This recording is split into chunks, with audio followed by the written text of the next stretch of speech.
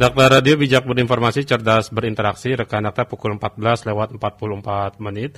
Rekan Dakta, cuaca di beberapa wilayah, khususnya di kota Bekasi, sudah mulai terjadi intensitas hujan yang cukup lebat.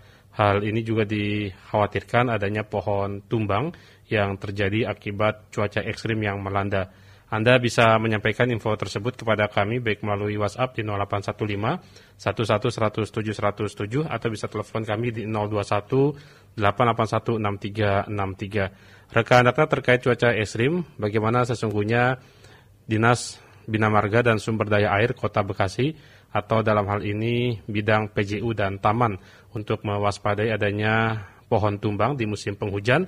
Kita akan berbincang langsung bersama Kabid PJU dan Taman DBMSDA, Dinas Bina Marga dan Sumber Daya Air Kota Bekasi, Bapak Priyadi Santoso. Dakta Radio, bijak dan cerdas. Assalamualaikum Pak Priyadi. Waalaikumsalam. Pak Priyadi, catatan dari bidang PJU dan Taman untuk mengantisipasi pohon tumbang di musim penghujan sejauh ini seperti apa, Pak Priyadi? Oke.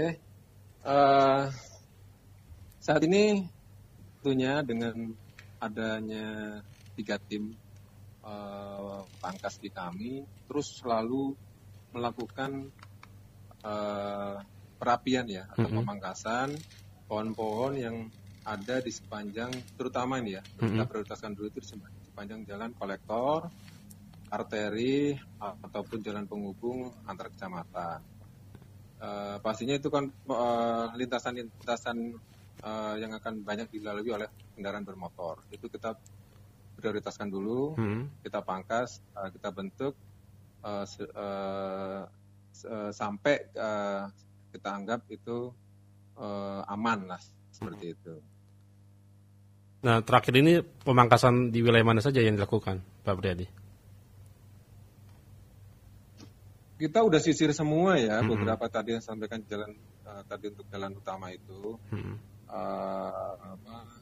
Kita juga pastinya tetap menindaklanjuti beberapa permohonan dari masyarakat ya, dari lingkungan, dari mungkin unsur sekolahan gitu kan, lembaga gitu kan, yang mungkin menganggap bahwa di satu wilayahnya itu terlihat satu pohon yang memang mungkin kondisinya udah sangat lebat gitu seperti itu, atau mungkin udah umurnya juga udah tua gitu kan, yang untuk segera kita antisipasi. Nah dari beberapa permohonan yang masuk tentunya langsung sepenting kita tindak lanjuti di lapangan.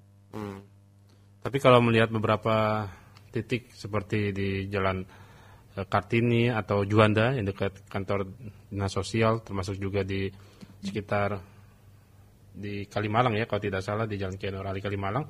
Nah sejauh ini sudah ada rencana untuk pemangkasan Pak Kabid untuk mengantisipasi pohon tumbang? Ya, kalau untuk tadi titik-titik itu pastinya udah kita lakukan pemeliharaan terhadap pohon-pohon tadi gitu kan, Juanda, Nur Ali, Ahmad Yani, Mutia gitu kan, Pekayon gitu, sampai mungkin Pondok. Jadi gini, perlu saya jelaskan dulu Mas Jaya. Jadi pemerintah itu untuk memelihara, jadi fungsi pohon itu kan bisa saya sebutkan kan pertama kan sebagai tentunya sebagai peneduh ya. Betul. Peneduh, kedua sebagai penangkap polutan, dan yang ketiga ini nih sebagai satu bentuk estetika kota. Jadi membentuk satu kota lebih indah gitu kan dari sisi penataan pohon. Nah di sini yang sering kita lihat itu kan pohon jadi tampak kita bentuk kan gitu kan. Memang kalau dari sisi aman memang mungkin bisa kita punggel gitu kan atasnya. Tapi kalau kita nggak dapat dari sisi estetikanya. Jadi pada saat sekarang kita ingin membentuk pohon itu dapat semua gitu. Dari sisi keamanannya dapat, dari sisi estetikanya juga dapat. Nah itu yang udah kita lakukan gitu. Seperti itu Mas Jaya. Ya, kalau belakang ini ada laporan Pak Pri untuk warga yang terkena pohon tumbang, atau memang bagaimana pemeliharaan secara rutin yang dilakukan oleh Kabid Taman dan PJU Pak Pri? Kalau satu kegiatan rutin udah pasti udah kita lakukan setiap hari dengan 3 tim yang ada gitu kan, kita lakukan setiap hari. Memang kalau dengan kondisi saat ini memang curah hujan atau intensitas hujan itu memang selalu dibarengi dengan kondisi angin yang cukup kencang. Betul. Kan memang beberapa belakangan ini kan berdasarkan juga prediksi BMKG itu kan cuaca emang kalau hujan selalu ekstrim gitu. Betul. Nah di sini kita butuh satu kecepatan. Jadi pada saat memang beberapa hari kemana ada kejadian juga pohon tumbang misalkan di komplek KPN tuh di depan kolam renang Maharani kalau nggak salah tuh, terus Jatiranggon, Bekasi Utara gitu kan. Iya. Terus kemudian ada 5 atau 6 lokasi lah kemarin kejadian itu ada emang terjadi pohon tumbang. Ya, alhamdulillah sih emang tidak ada korban, namun tadi dengan kecepatan tim URC yang ada, begitu ada laporan masuk, ya kita harus segera ke lapangan. Karena biasanya kalau terjadi pohon tumbang itu biasanya menutup akses jalan gitu. Betul. Itu butuh kecepatan kita untuk segera merapikan, membereskan, membuka satu akses jalan biar fungsi kembali gitu. Baik. Seperti itu Mas Jaya. Baik, kalau usia pohon di jalan arteri yang Pak Pri lihat ini usianya kan cukup tua begitu ya. Cukup tua. Iya. Mayoritas pohon kita kan pohon angsana. Emang dulu program pemerintah ya zaman Orde Baru dulu kan tuh angsana itu di sepanjang jalan pasti banyak tertanam pohon angsana itu. Nah, dibilang umurnya pasti udah puluhan tahun semua itu. Gitu. Baik. Gitu. Untuk agenda ke depan atau kegiatan ke depan sudah ada rencana untuk pemangkasan di titik lain, Pak Pri? Ya, kalau saya tetap seperti rencana dalam bidang saya itu pastinya tadi harus jalur-jalur strategis. Betul. Jalan utama itu harus dalam kondisi pohon itu rapi.